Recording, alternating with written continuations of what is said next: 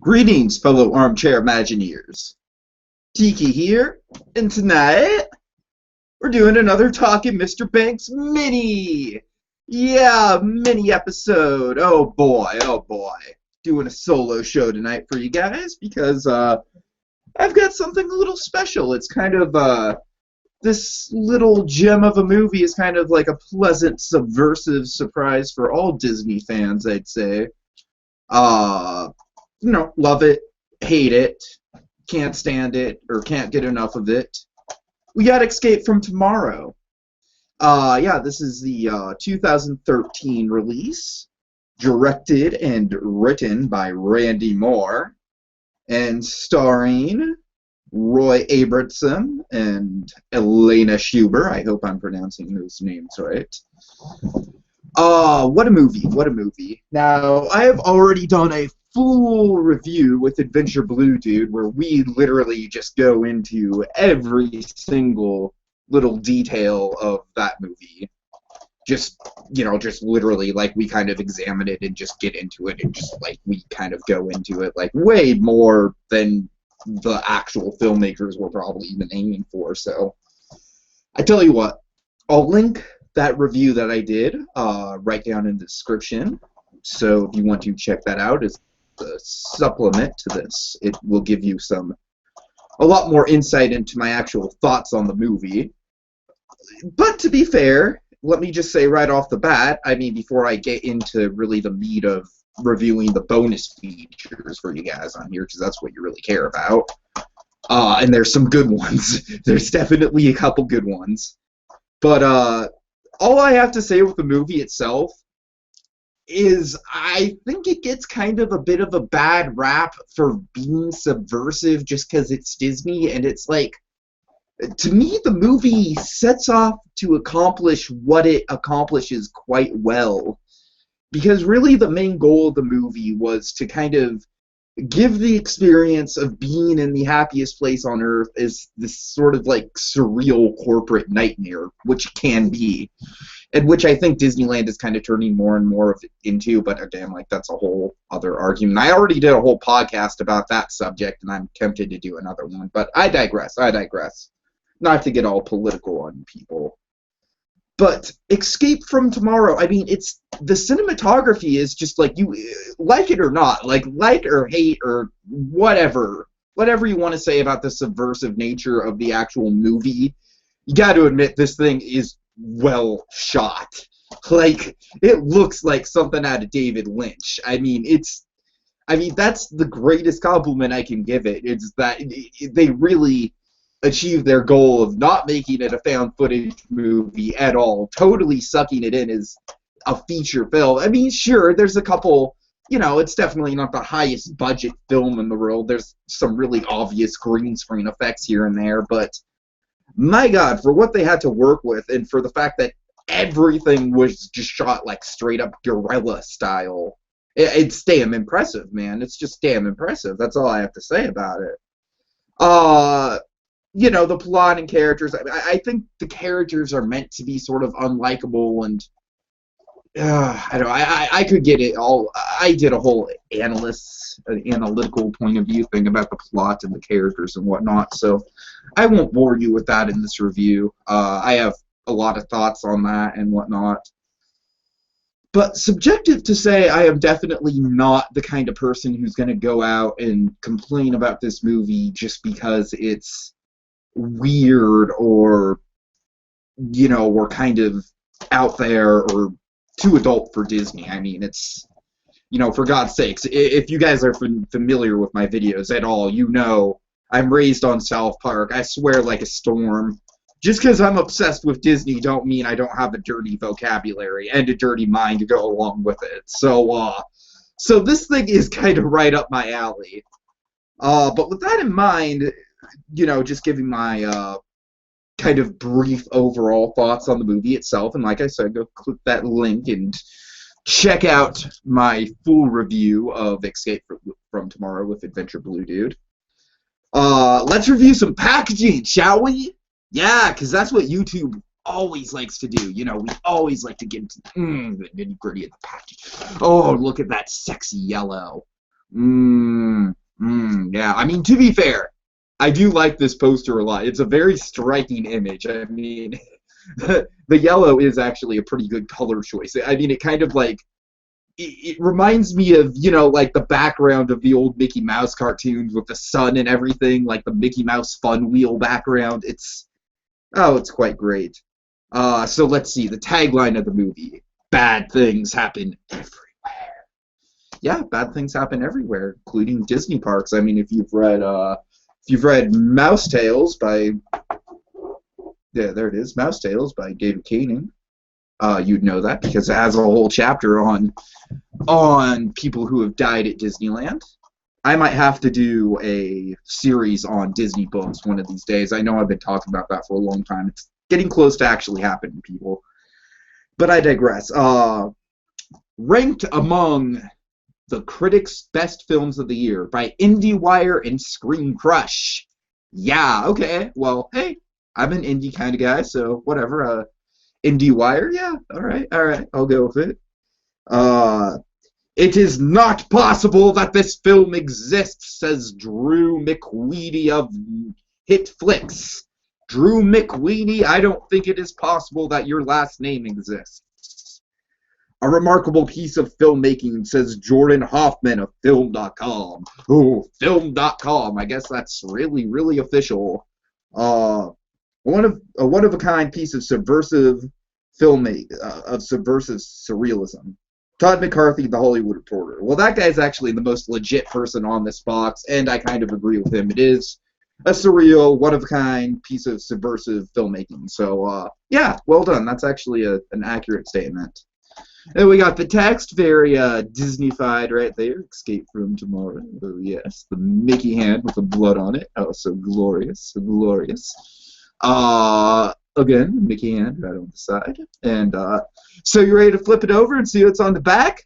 All right, let's do it. Let's do it. Yeah. Bam. Of course, my local video store has a big-ass sticker there, so I apologize for that. But, okay, so the three pictures. Let's analyze the hell out of this. Well, firstly, let's go into intensely engaging, a phantasmagorical nightmare on par with something Terry Gilliam might have dreamt up.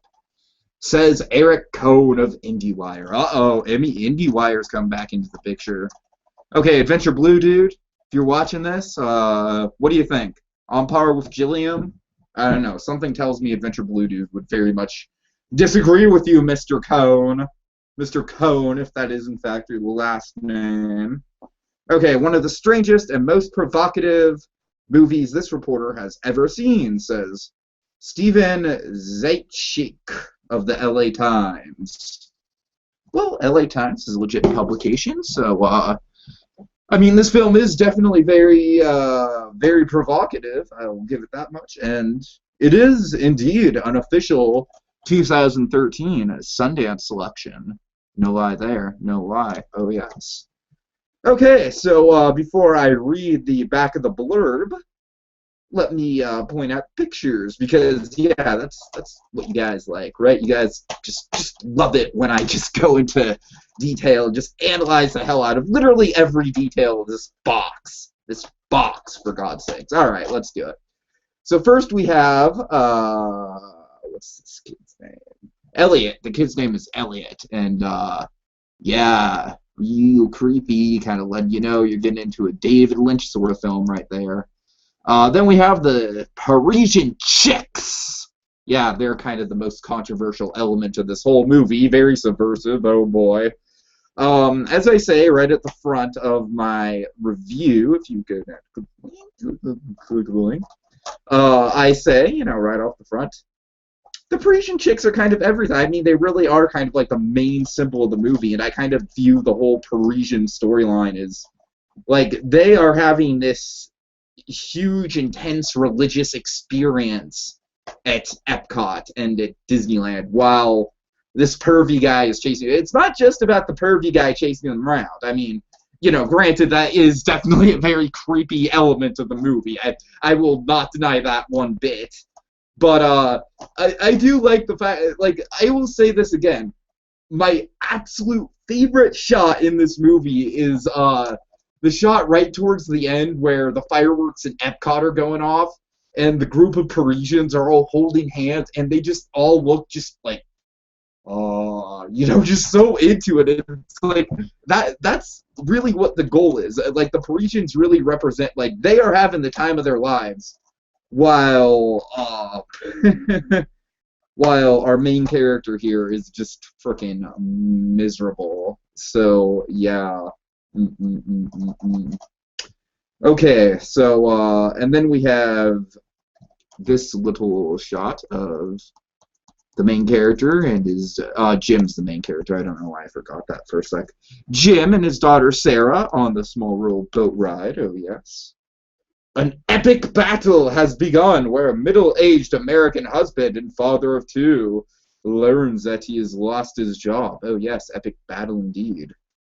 Keeping the news from his nagging wife and wound-up children, he packs up his family and embarks on a full day of park hopping amid ancient enchanted castles and fairy tale princesses. Soon, the manufactured mirth of Fantasyland around him begins to haunt his subconscious. An idyllic family vacation quickly unravels into a surrealist nightmare of paranoia visions, bizarre encounters, and obsessive pursuit of teenage sexy Parisians.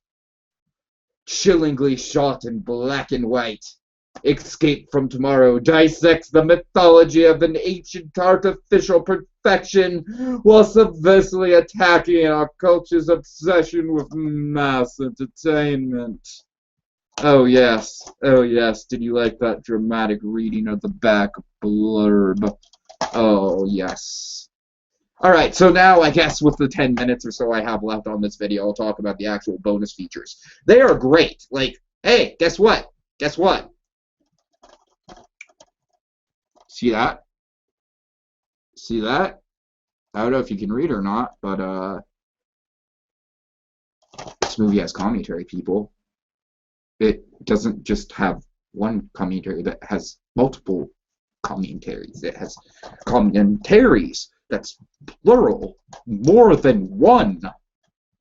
Wow. Okay, Disney. Yeah, Disney, the movie that completely went under went under your noses and made this gloriously little surreal and subversive little piece of filmmaking, has not only kind of one-upped you in just the legal game, they've one-upped you in the DVD game as well, my friend, because these commentaries are both pretty good. One of them is from writer and director Randy Moore and cinematographer Lucas Lee Graham. This commentary was okay. Honestly, there was a lot of like, oh my god, that shot's really good. That shot's really good. That shot's really good. They kind of make fun of themselves a lot for doing it, but I don't know, that kind of got annoying after. It's very kind of self-congratulatory, so, and I don't know, to tell you the truth, I think they could have maybe talked a little bit more about, like, some of the struggles they might have had with security and everything. You know, some of, I don't know, to me it just felt very surface, like, alright, this is how we set up that shot. And I don't really care for commentaries that are that cut and dry, informative. If any of you listen to the Star Wars Ben Burke commentaries, literally the whole thing is just like, and now I'm going to tell you how I did this sound. Okay, I told you how I did this sound. Now I'm going to tell you how I did that sound. Okay, I told you how I did that sound, and now I'm going to tell you how I did that sound. And then every so often, George will chime in like, oh, their shot looks so much better in CGI the way their shot first.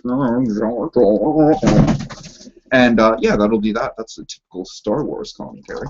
But the other commentary on this disc is literally just worth buying by itself because it is beautiful and amazing and I love it. Oh my god. This is like literally one of my favorite bonus features on anything I've seen in a long time. It is commentary by actors Roy Abramson and Elena Schubert in character. Yeah, that's right. Oh, that's right. That's right. Jim and Emma, the and not Emma of Bates Motel, Emma, just for any of you talking Mrs. Bates fans. But yes.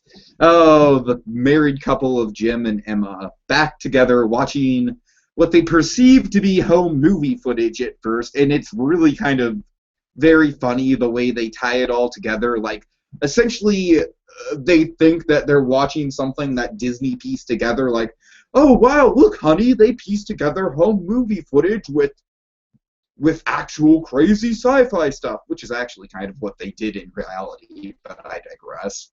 Uh, I'll give you the best bit of the commentary though. It's the scene where Jim is just flat out having sex with the turkey leg woman who, who kind of engages with him in the bench at the submarine lagoons that are overlooking Toontown. Huge geographical error.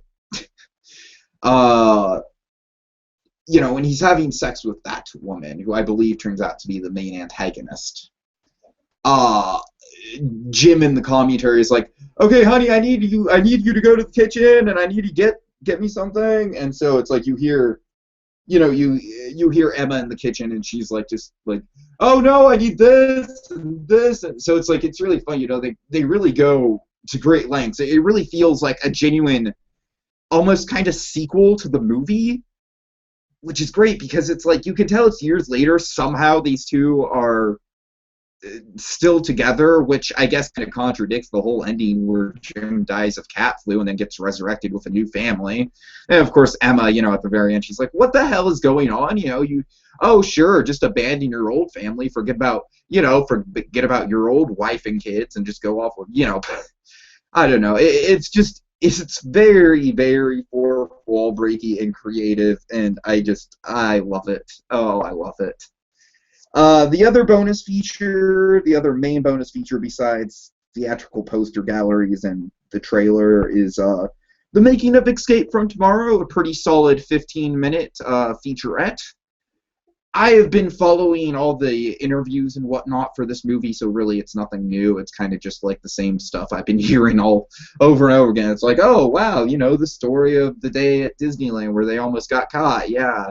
But fun stuff, well put together and everything. So, in general, let's actually look at the disc itself. Ooh, yeah, look at that. The hand is slightly off to the side, people. Oh my God, it's slightly off to the side. Ooh. In general, I would definitely recommend giving this a rental for the commentary. If it's on Redbox or whatever, I don't think the commentary would be on Netflix, so you'd actually have to get the physical disc to get the commentary. Yeah, that's right. That's right. You have to get the physical disc to get something, mother effers. Wow, can you believe it? Oh my God, what a world we're living in. Ooh. No, I kid. Overall, very subversive movie, as has been well established in this review, but my God, just how creative is that in-character commentary, and the fact that it works as a sequel to the movie. It's great. It's great. I love it. So yeah, that'll do it for my review of Escape from Tomorrow. If you're at all curious about this, like I said, maybe not buy it unless you're seriously into the movie, but definitely a rental for the. It is so worth it for the character commentary. The character commentary is absolutely ingenious. I am hoping in the next week or so, depending on schedules and whatnot, and personal issues and whatnot, I am hoping that me and Blue Dragon 5 can do a commentary on this little bad boy right here. Oh yeah, Saving Mr. Banks. The movie that inspired the title of the very first real podcast on the So You Want to Be an Imagineer YouTube channel. Yes, indeed. What's that?